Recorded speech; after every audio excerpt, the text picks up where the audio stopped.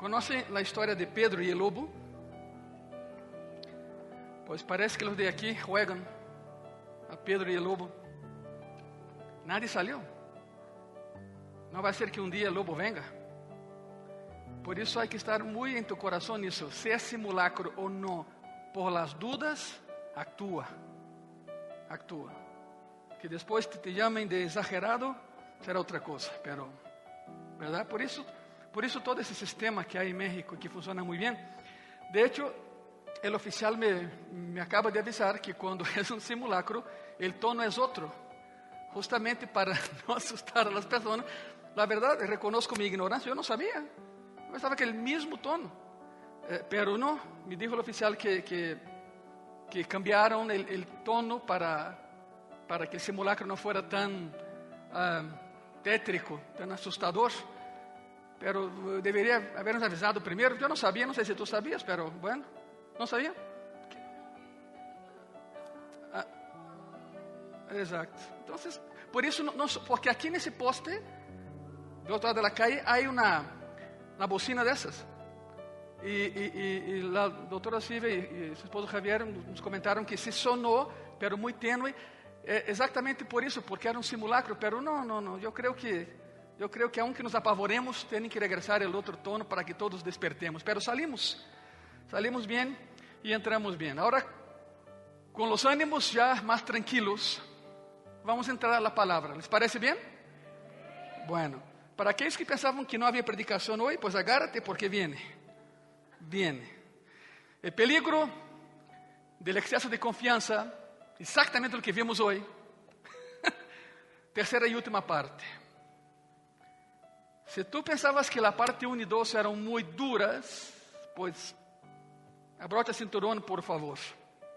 Estamos estudiando 1 de Corintios 10. Agarra tu Biblia de una vez, saca tu Biblia, ahora sí, la que dejaste ahí. 1 de Corintios 10, de versículo 1 al 13.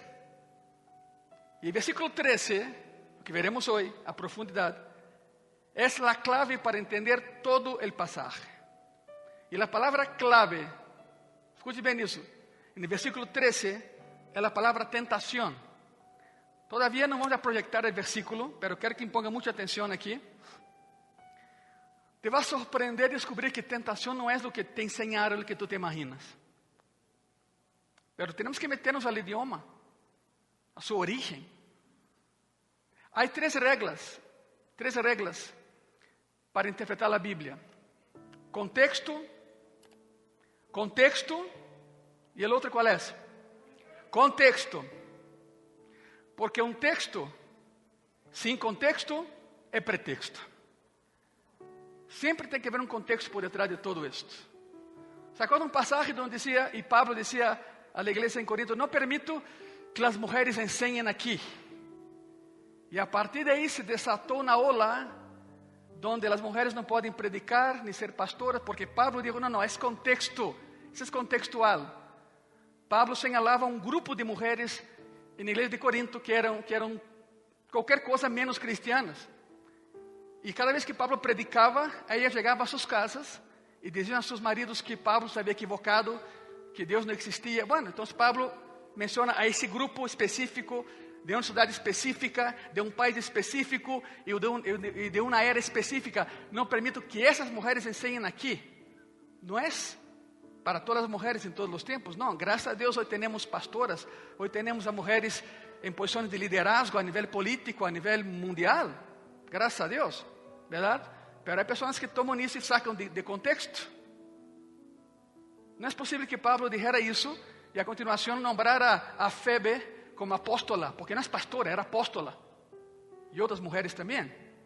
Ok, el contexto es importante. La palabra tentación, en 1 de Corintios 10, 13, tiene que ser entendida de acuerdo a su contexto, lo que está ahí. Y cuando menciono la palabra tentación, todo cristiano ya piensa que sabe lo que significa. De hecho, todos saben a qué me refiero.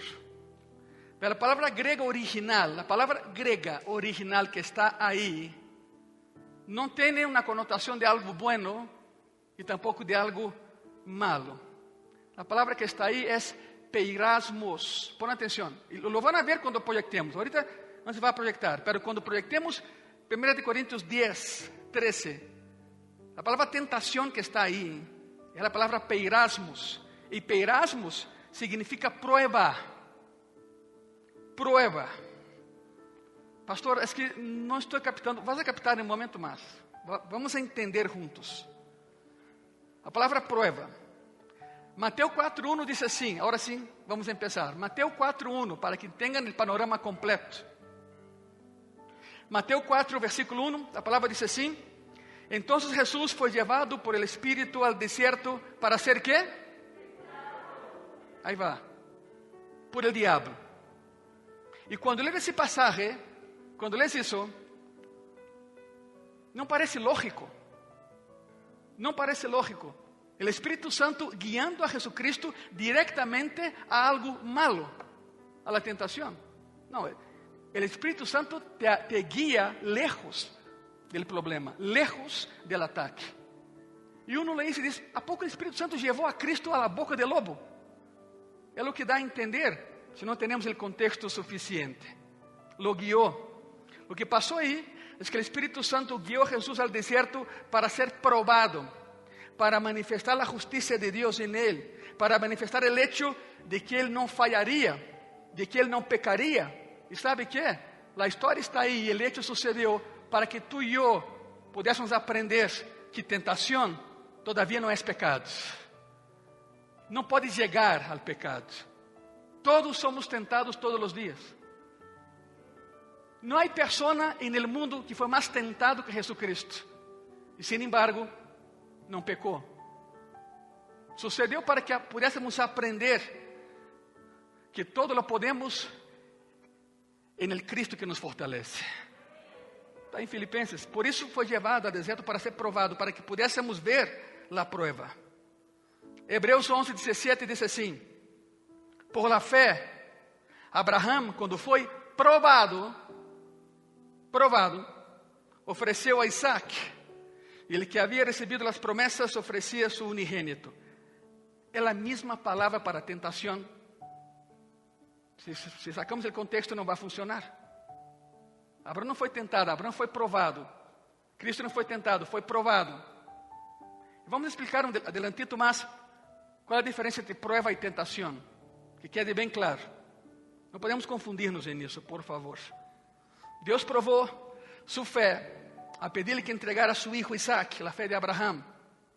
É Deus dizendo a Abraham, ¿de verdade me crees, hijo? ¿De verdade confías em mim? ¿En serio me vas a obedecer? ¿Te imaginas? Abraham, sacrifícame a tu hijo. Isaac não era um ninho de 12 anos de idade.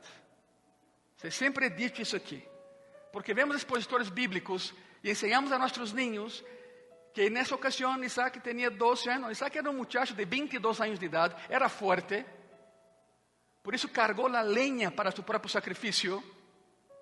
E se há 2000 anos tu vieras a um corderito cargando lenha atado em ele, o simbolismo era, lo van a sacrificar com essa própria lenha. O cordeiro sacrificado com sua própria carga. Por isso Isaac pergunta, oye papá, ¿y el cordero? Eu estou cargando a lenha, ¿y el cordero? Por isso Cristo cargou a cruz, o madeiro, donde foi sentenciado e sacrificado, o cordeiro de Deus que quita o pecado do mundo. Historicamente é isto. Por isso Isaac disse, papá, eu estou cargando a lenha, pero não seria um cordeiro que tem que cargar isso? Sorprendentemente, se foi um cordeiro, pero que não cargou, passaram a linha de fé, e já sabem, não? Abraão mira hacia atrás, e aí estava o cordeiro para sacrifício. ¿Sabe por quê? Porque Deus te provee atrás, não adelante. Porque se és adelante, ves, e se ves, não é fé. ¿Se quedou claro, verdade? Por isso Ele te provee atrás, e te diz, tu camina, e eu suplo, pero tu camina, porque não é por vista, é por fé. Que quede claro. Por isso, tentação aqui nesse contexto é a palavra provar, é uma prueba. É uma prueba. De hecho, há um pasaje bíblico que quizás seja la afirmación más clara que define la tentación. Santiago, capítulo 1, versículo 13. Cuando alguno es tentado, no diga que es tentado de parte de Dios, porque Dios no puede ser tentado por el mal, ni Él tienta a nadie. Ahora, aquí hay un detalle. La palabra tentado, ahí, sí tiene un significado negativo. Algo va a suceder. Es la palabra peirazo. De ahí sale peirasmo, la prueba. Es la palabra peirazo, y el contexto es que te va a hacer daño. Si tú permites que esa prueba suba de nivel y pasa a tentación, y si tú permites que la tentación te lleve a pecar, isso te hará daño. Pero sabemos que Dios no quiere dañarnos, Él nos ama. Y es un aviso, Él va por delante de nosotros.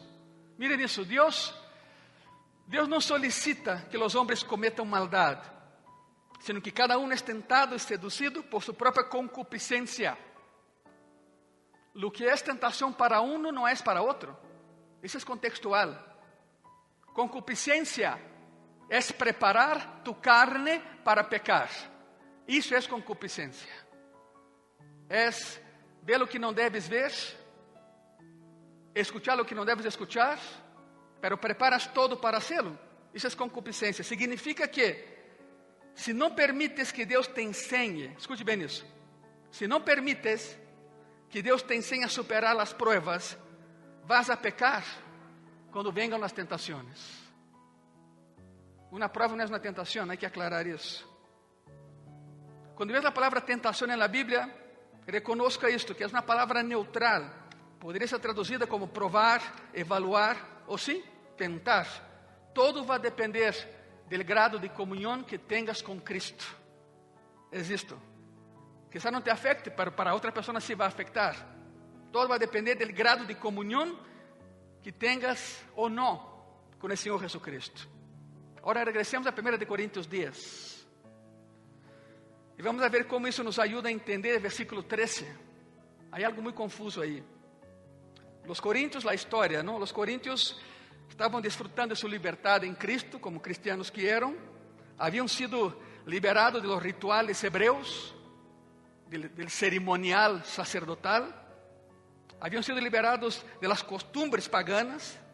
Haviam sido liberados de la maldición de la ley, porque essa carta vai para a igreja, não para a sociedade coríntia.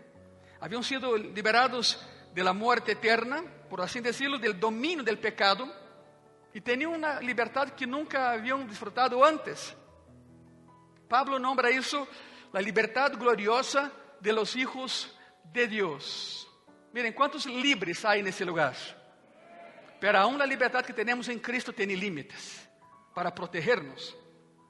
Então, o apóstolo Pablo escreve 1 Coríntios capítulos 8, 9 e 10 para decirles, miren, me dá muito gusto que disfruten de sua liberdade, Coríntios, pero têm que saber que há duas coisas que limitam essa liberdade em Cristo. Número 1, não dañes a nadie. E número 2, não te dañes a ti mesmo e a ti mesma com essa liberdade.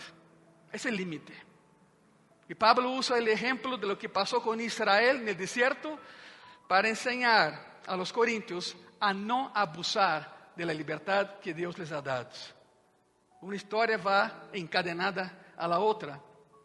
No capítulo 10 de 1 Coríntios, Pablo advierte a los coríntios de que correm muito risco exponiendo-se constantemente a la idolatria, aunque não estén diretamente involucrados, porque tarde que temprano los va a afectar. É lo mismo el cristiano o la cristiana que ven pornografía y piensan, no, eso no me afecta. Ah, ¿no? La exposición te va a afectar. Tarde que temprano serás adicto a la pornografía. Cuidado con eso, tu mente se bloquea. Bueno, vimos las acciones de la libertad, vimos el abuso de la libertad, y el punto 3 empieza ahora. Lo demás fue prólogo. Número 3, la aplicación de la libertad. Y ahí está. Nada más para recordar, 1 Coríntios 10, 11. Y estas cosas les acontecieron como ejemplo y están escritas para amonestarnos a nosotros, a quienes han alcanzado los fines de los siglos. Solo para recordar, ya vimos eso, pero solo para conectar una cosa con otra. Entonces Pablo dice a los corintios, todo lo que les he estado diciendo acerca de Israel es para ayudarlos a cambiar. No podemos cometer el mismo error que cometieron ellos. Lo que le pasó a Israel es un modelo para nosotros que vivimos en estos últimos días antes de que Cristo venga. Aprendamos pues la lección. Iglesia, podemos ser bendecidos por Dios, podemos ser parte de una comunidad testigo llamada iglesia, y sin embargo, podemos querer servir al Señor, y sin embargo, podemos ser descalificados para servir al Señor, que es el anhelo de todo cristiano. Fue así con Israel y fue así con los corintios. 1 Corintios 10, 12. Así que el que piensa estar firme, ¿cómo termina ahí? Otra vez, el que piensa estar firme,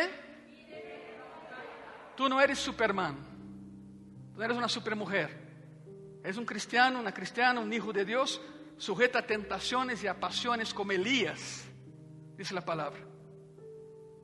Por lo tanto, no salgas con esa idea de que no, yo sí puedo. No puedes, sin Cristo no puedes. Y Cristo no te lleva a pecar, Él te aleja del pecado, Él te avisa lo que hay más adelante. Eso es un principio atemporal. Eso que ves ahí es un principio atemporal. La soberbia viene antes de la destrucción y el espíritu soberbio antes de la caída. Siempre ha sido así. Los que piensan que pueden manejar cualquier situación de pecado, que pueden acercarse mucho al pecado sin pecar, porque se sienten muy espirituales, bajan la guardia y caen. Es como entrar en un ring para pelear, teniendo el lado izquierdo lastimado, y entonces, pero ya no te duele, entonces aún así lo proteges, pues tu contrincante va a atacar el lado que pensaba que estaba bueno, y te va a tumbar. La soberbia te hace pecar por el simple hecho de la soberbia en sí. Yo puedo sin Cristo. Mira, cuanto más dependas de ti, menos dependerás de Cristo. Y ahí se acabó tu vida. Y ahí se acabó.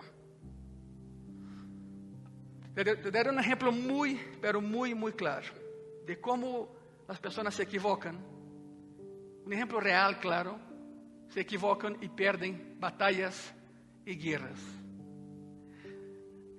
Del 5 al 10 de junio de 1967, Israel enfrentó a 4 naciones: Egipto, Irak, Jordania y Siria.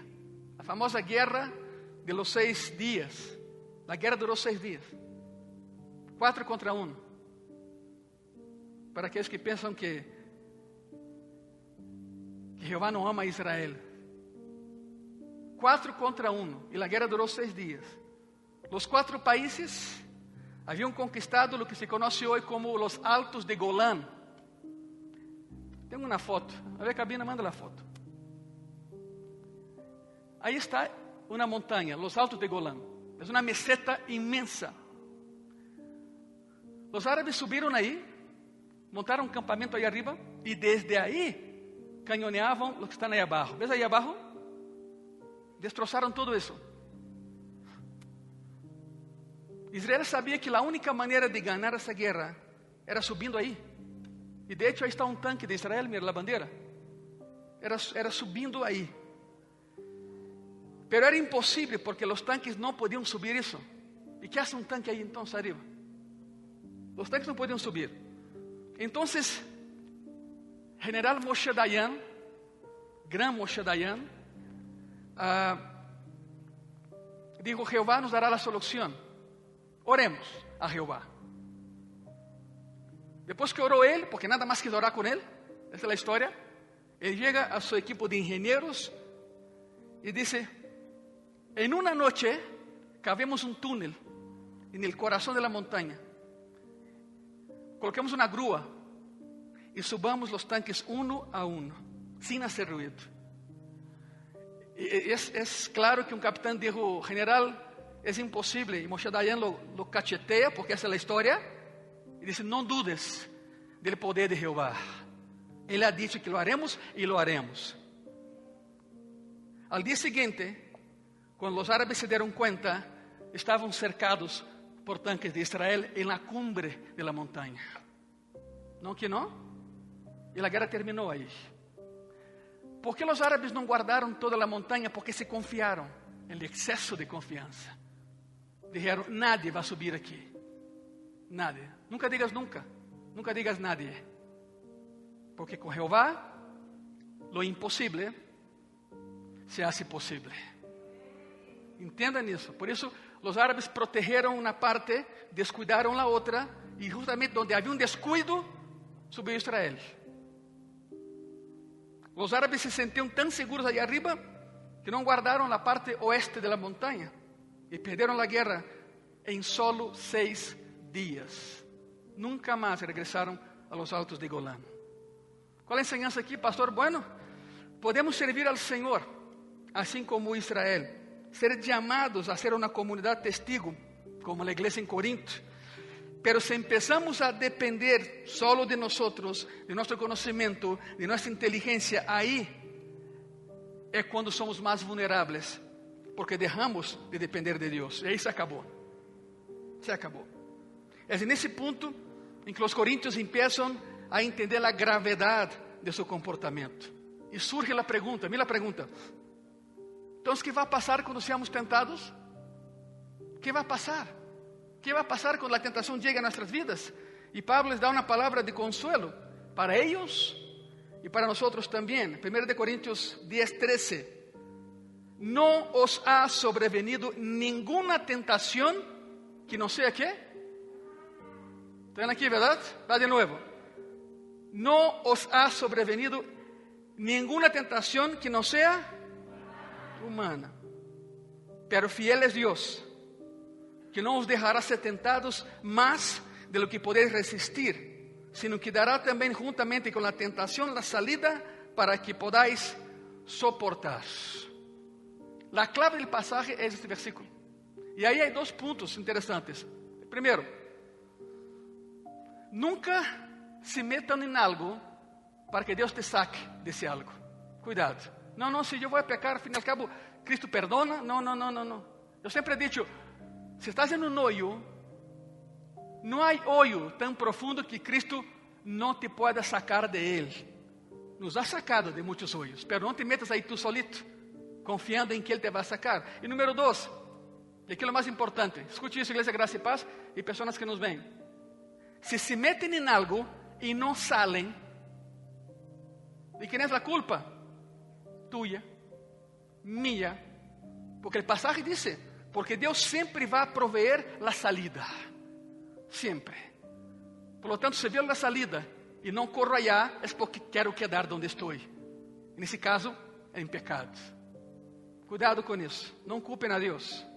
Si te metes en algo y no sales, la culpa no es de Dios, es tuya. Si es conmigo, es mía la culpa, porque el pasaje es muy claro, Él también provee la salida, pero yo decido usarla o no. Ahora quiero que vean el versículo 13 y vamos a desglosar pedazo por pedazo en ese versículo que es hermoso. Es hermoso. Miren eso. 1 Corintios 10, versículo 13a. Yo di letras a cada parte del versículo. A. Primera parte. No os ha sobrevenido ninguna tentación. Queda con esa frase nada más. No os ha sobrevenido ninguna tentación. Ya está de nuevo la palabra clave, la tentación, que hablamos en el inicio. Y para entender esa palabra, tienes que hacer la diferencia entre prueba y tentación.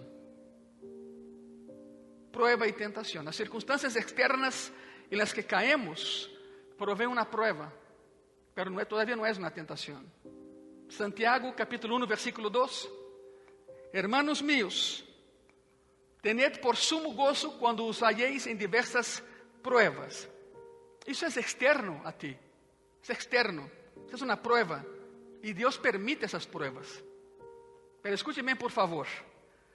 Cuando tomas una prueba que es externa, y la interioriza, o sea, la pones dentro de ti, si ves algo que está allá y lo agarras y lo metes en ti, estás camino a la tentación, estás camino al pecado. Quando internalizas lo que está afuera, empiezas a pensar que tão malo és ou que tão bueno és, isto aviva tu desejo de pecar. Os coríntios iam às festas, viam as orgias, se sentavam a admirar e diziam: não, nós não participamos. Ah, não? Tantas vezes foram que lo hicieron. Israel no deserto, van a entrar allá, não adorem sus deuses. Não, claro que não, Jeová. Adoraram a deuses estranhos. Não jueguem com o pecado. Satanás não vem para julgar, igreja. Ele não vai julgar contigo. Ele juega com tu cabeça e depois, se pode, te degolla. Satanás vem para roubar, para matar e que mais? Não vem a julgar contigo. Ele vem a destruir-te. A prova, quando é interiorizada, dá origem a pensamentos para ver se é certo ou não. E então, quando a prova se converte em tentação, estás a um ponto de pecar. Agora, escute, todavia nessa etapa não é pecado. A tentação não é pecado, mas não puedes ir de uma prova a um pecado sem passar por la tentação. Eu vou repetir. Tu não podes passar, tu não podes ir de la prueba al pecado sin pasar por algo llamado tentación. Domingo pasado les hablé de personas que se excusan y se escudan en supuestas incoherencias de la Biblia para legitimar su propio pecado. Te daré otra. Mateo 6:13. Y no nos metas en tentación, mas líbranos del mal, porque tuyo es el reino y el poder y la gloria por los siglos. ¿Y cómo termina? Amén. La lógica humanista dice, escuche eso, ve eso, ahora piensa como humanista, ¿ok? Si tengo que pedir a Dios que no me meta en tentación, es porque Dios me puede meter en tentación. De lo contrario, ¿por qué pido que no lo haga? Esa es la lógica humanista. Agora, vê Santiago 1:13. Quando algum é tentado, não diga que é tentado de parte de Deus, porque outra vez, Deus não pode ser tentado por el mal, ni Ele tenta a nadie. E uno diz, a ver, qual versículo é correto então? Deus tenta ou não tenta? Ambos versículos parecem ser excluyentes entre ellos, pero não lo são, se complementam. Isso é o que significa, escute bem isso. A oração que está aí é esta: Senhor, deténgame o deténme en el punto en donde mi prueba todavía es una prueba. Y no permita que se vuelva una tentación y que me lleve a pecar. Esa es la idea. Señor, ayúdame en la prueba. Que no pase a ser una tentación. Porque no quiero pecar. Es lo que está escrito ahí. No hay incoherencia ninguna. El trasfondo nada más. 1 de Coríntios outra vez, capítulo 10, versículo 13 outra vez, sempre versículo 13. A segunda parte diz assim: não os ha sobrevenido nenhuma tentação que não seja, que diz aí? Que não seja humana. A palavra grega aí é antropominos, em seu original. Não tens que estudar grego para, nada mais tens que saber a origem de lo que está escrito na palavra de Deus. Antropominos significa solo lo que es humano. Solo lo que es humano. Escute bem isso. No hay tentación que haya venido sobre ustedes que no sea puramente humana. ¿Por qué digo eso? Porque los corintios, para pecar, o sea, los cristianos, hablo de la iglesia, en Corinto, para pecar, usavam a mesma excusa que muitos dão hoje para pecar. Es que vino sobre mí una tentación sobrenatural. No la pude resistir. Y Pablo dice, no es cierto. Toda tentación es humana, no sobrenatural. Es natural no supernatural. No hay excusa para pecar. Desgraciadamente he escuchado eso muchas veces de cristianos. No, pastor, es que fue más fuerte que yo. No es cierto. No es cierto. Preparaste todo y pecaste. No hay tentación que no sea simplemente común y corriente para el hombre. Incluso Jesús pasó por ellas. Todas son iguales. Deseos de la carne, deseos de los ojos, vanagloria de la vida, soberbia. Todos tenemos las mismas tentaciones. Eso es lo que la vida de los creyentes dentro del cuerpo significa. Compartimos como iglesia, compartimos unos con otros, derramamos nuestros corazones unos a otros, sobrellevamos las cargas unos de los otros, confesamos nuestras ofensas unos a otros, para que podamos sostenernos, porque todos estamos en el mismo barco, Iglesia Gracia y Paz. Puede ser diferentes tentaciones, pero el origen es el mismo, es natural, no es sobrenatural. ¿Están aquí, verdad? Si conoce a alguien que dice eso mañana, confróntalo, no es cierto. No es cierto. Toda tentación es natural y es humana.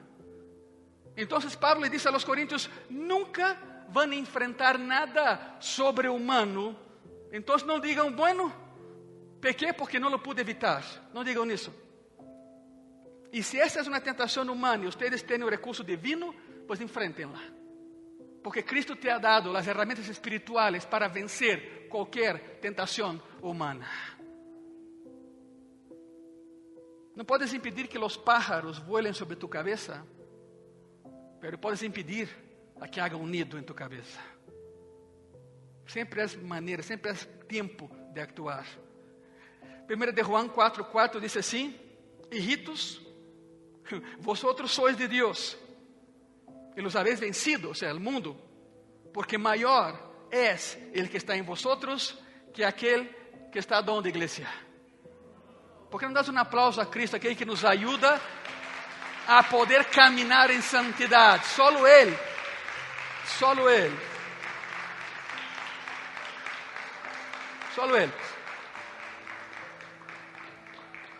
No hay excusa para pecar, punto. Ahora viene la gran transición en ese pasaje, la gran clave del versículo completo. 1 Corintios 10, versículo 13, letra C. Ahí vamos por letras.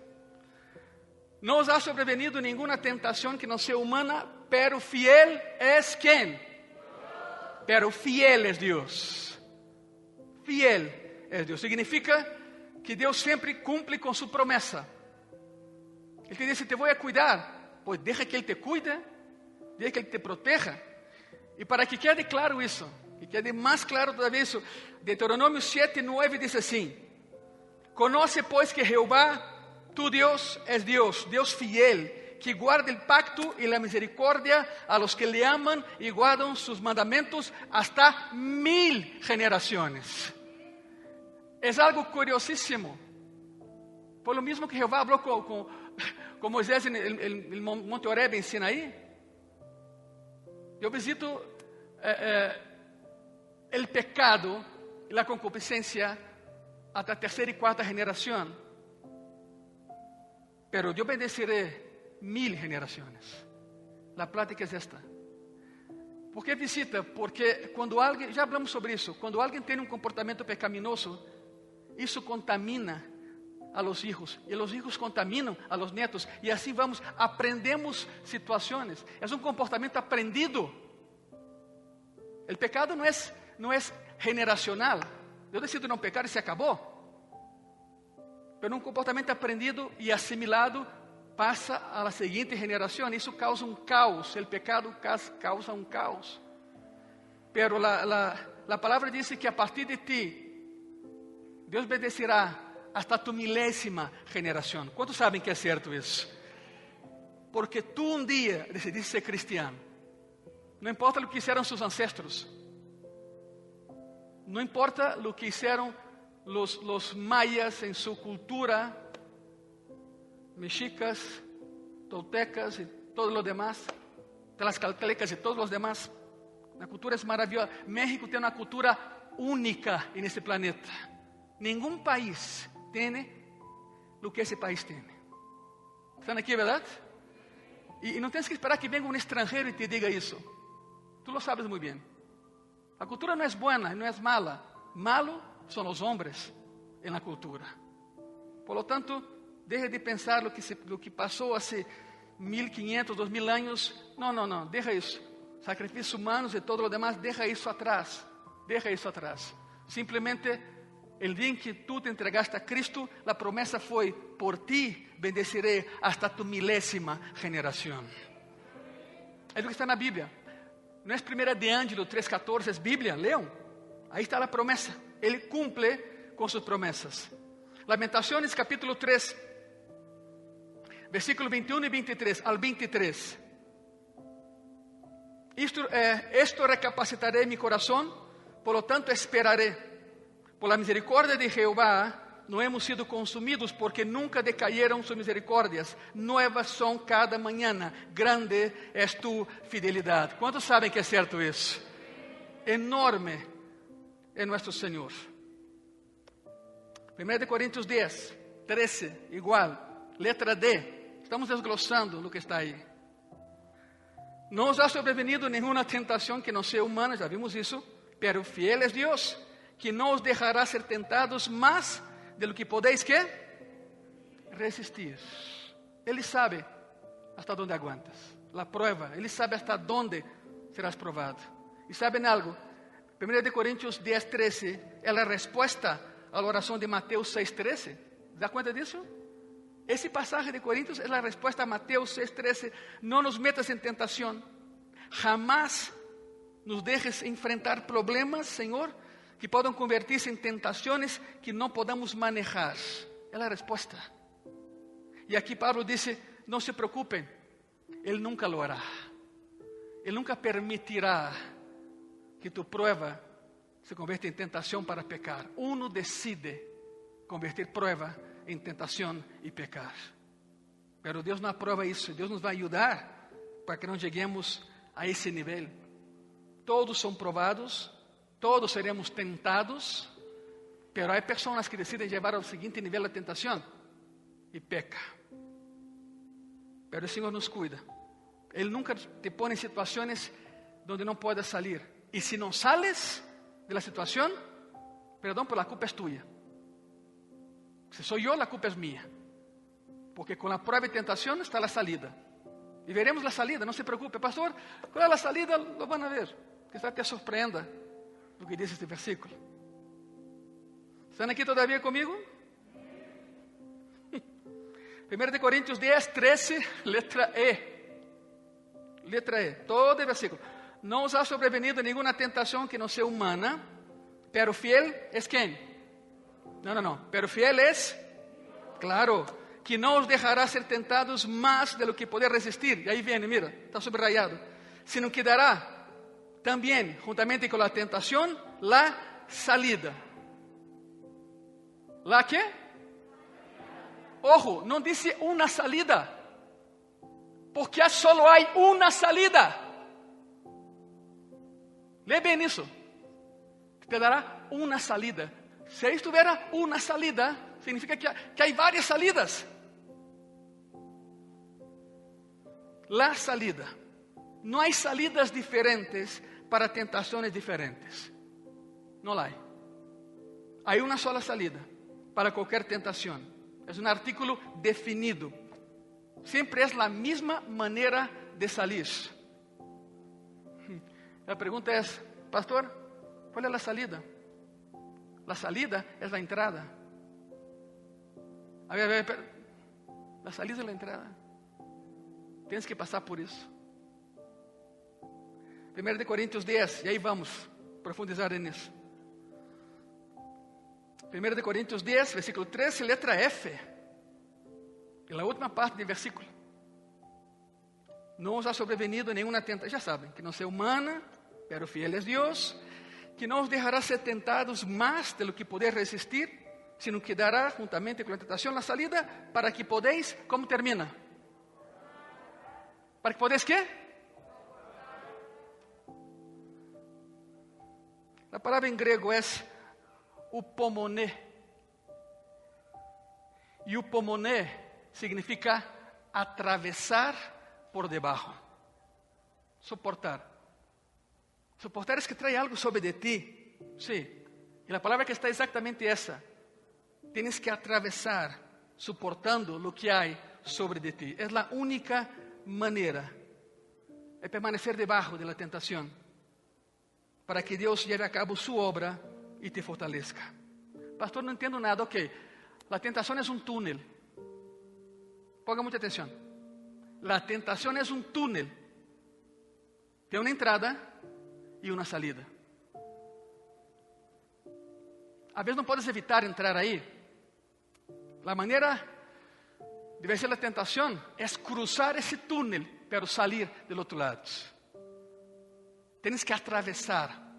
Eupoiné significa soportar la carga y cruzar. La prueba es un túnel y la única manera de salir de un túnel, ¿cuál es, iglesia? ¿Cuál es? Atravéselo. Atravéselo. Sea un túnel pequeño o sea el maxi túnel de Acapulco, que hay personas que ahí adentro sienten falta de aire ya. Sea el Eurotúnel, conectando Gran Bretaña con Francia. El detalle es que la prueba y la tentación es un túnel, pero siempre hay una luz al final del túnel. ¿De dónde crees que sacaron ese dicho popular? De la tentación. Hay una luz al final del túnel. Tienes que cruzarlo, tienes que atravesarlo lo más rápido que puedas, porque ya estás adentro. Una vez adentro, tú no puedes echar de reversa el carro, tienes que salir adelante. Tienes que cruzarlo. La única manera es pasando, atravesando, porque la prueba es un túnel, una vez más. Y quizá en ese punto digas, ok, pastor, entiendo que Dios va a permitir las pruebas y Satanás va a tratar de convertirlas en tentaciones para que yo peque. Porque es lo que hace Satanás. Agarra tu prueba y la moldea como tentación para que puedas pecar. Pero sé que Dios es fiel, nunca va a dejarme meterme en una situación que no puedo enfrentar. Pero ahora sé que la única manera de enfrentar eso es atravesando por eso. ¿Cómo lo soporto? La enorme pregunta es, ¿cómo atraveso eso? Bueno, yo te voy a dar 3 claves para que puedas cruzar ese túnel rápidamente, ileso. Número 1. ¿Cómo atravesar el túnel de la tentación? Primero, velar y orar. Van de la mano. Velar y orar. Marcos 14, versículo 38. Velad y orad para que no entréis en ¿qué? Vean eso. Velen y oren para que tu prueba no se convierta en tentación. El espíritu, la verdad, está dispuesto, pero la carne es débil. ¿Qué significa velar? Significa estar despierto mientras los demás duermen. Isso es velar. Por lo tanto, Iglesia Gracia y Paz, no es tiempo de dormir. No es tiempo de dormir. Tu prueba se convierte en tentación si no oras, si no velas. Clave número 2 para cruzar el túnel de la tentación. Tienes que confiar. En ese caso en Dios, claro. Número 2, tienes que confiar. Tienes que confiar en que Dios te ha enviado la prueba con un propósito específico, que significa fortalecerte. ¿Cómo se entrena un ejército simulando una guerra? Exactamente eso. Aquí tenemos a militares con nosotros. ¿Tú no ves que alguien entrena para una guerra? Perdón porque voy a decir, pero en su casa jugando PlayStation de la guerra, Xbox, la plataforma que quieras, yo no sé. No, un soldado entrena en el campo siempre, porque un día la guerra va a llegar. Por lo tanto, tienes que confiar en que Dios te ha enviado la prueba para fortalecerte, no para hacerte caer. 1 de Pedro 5:10. Mas el Dios de toda gracia, que nos llamó a su gloria eterna en Jesucristo, escuche eso, después que hayáis padecido un poco de tiempo, Él mismo os perfeccione, afirma, fortalezca y establezca. ¿Cuántos dicen amén? Ahí está. Padeceremos un poco, pero eso nos va a fortalecer. Y clave número 3, para vencer la prueba y la tentación y cruzar ese túnel, pero corriendo. Enfóquense en Cristo. Tu foco tiene que ser Jesucristo. ¿Sabe por qué? Cuando quieres aprender algo, quieres aprender del mejor que hay, ¿verdad? Si quieres aprender física, te acercas con alguien un maestro de física, que sabe física. Entonces, ¿quién fue la persona más probada en la historia de la humanidad? Su nombre es Jesucristo. Y nunca falló en ninguna de sus pruebas. Por eso, enfócate en Él. Acércate a Él. Aprende de Él.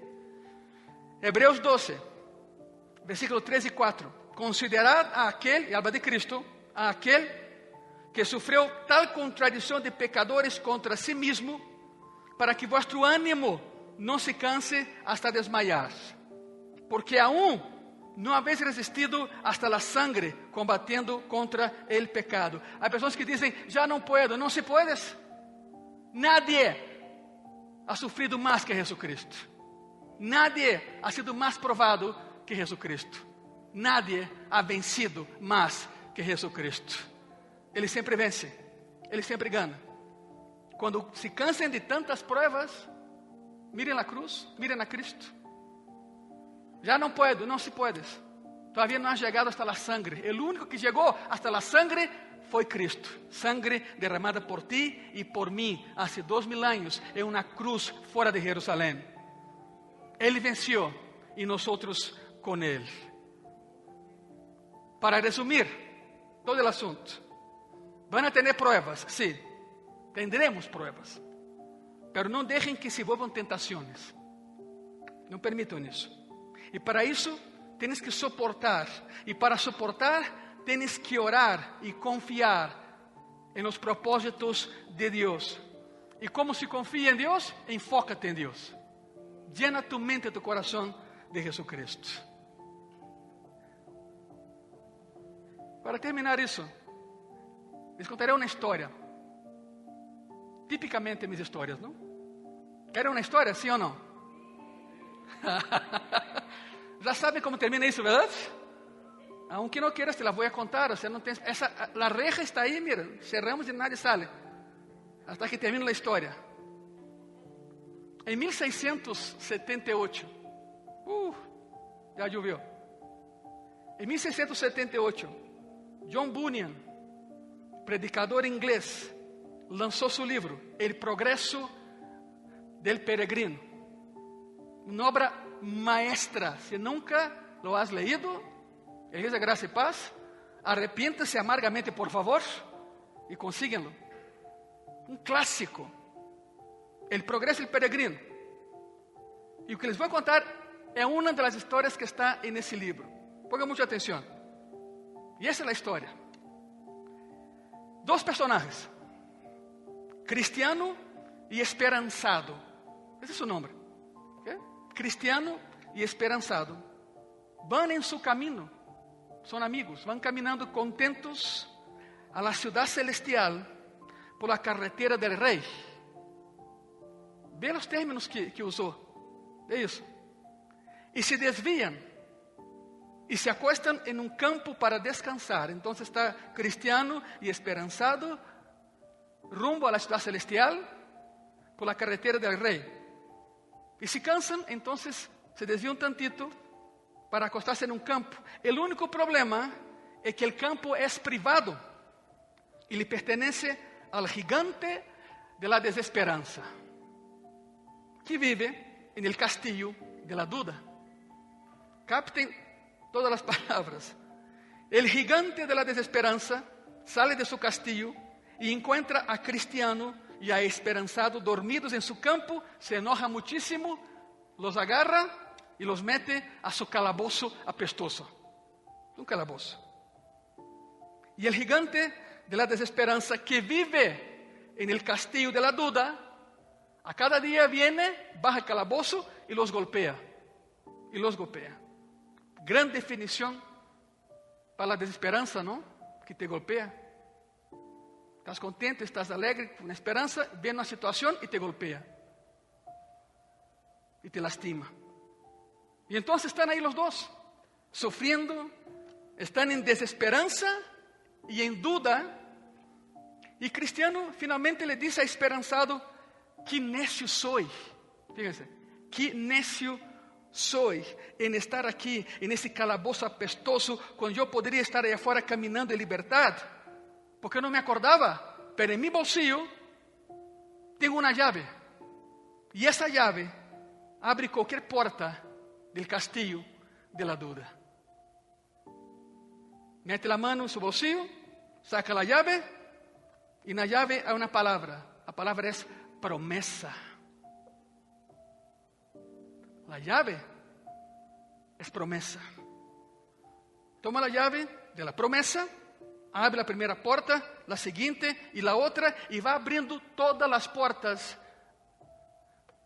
del castillo de la duda, hasta que cristianos esperanzados salen a la calle, y el gigante de la desesperanza va corriendo tras de ellos, pero ya no los puede alcanzar.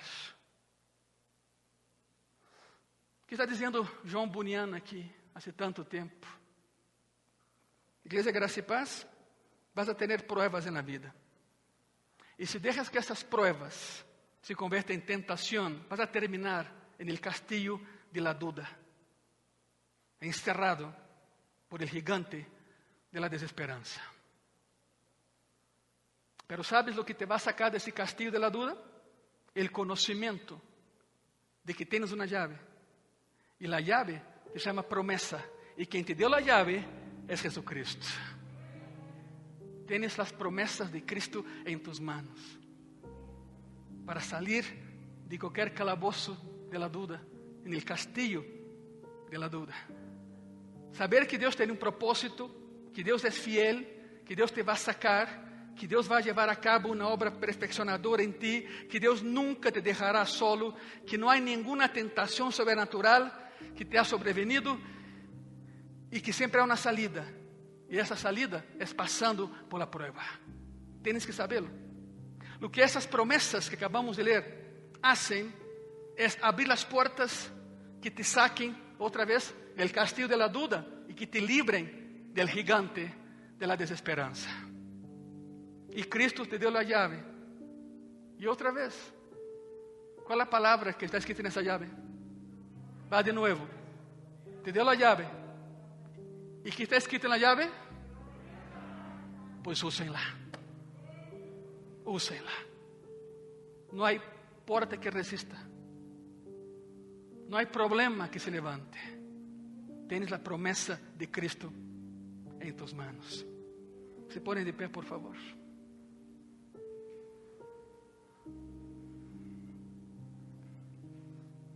Y ya saben, usen tu silla como altar, dense la volta, por favor.